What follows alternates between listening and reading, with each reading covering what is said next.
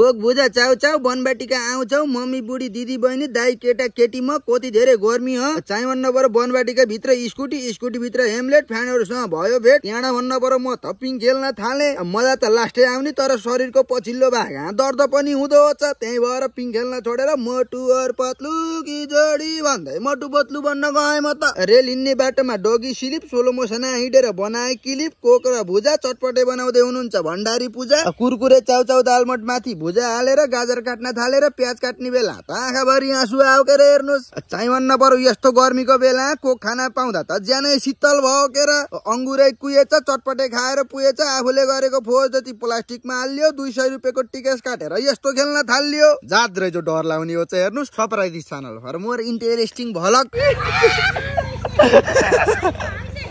मलाई छोड दुआउँछ के पछाडि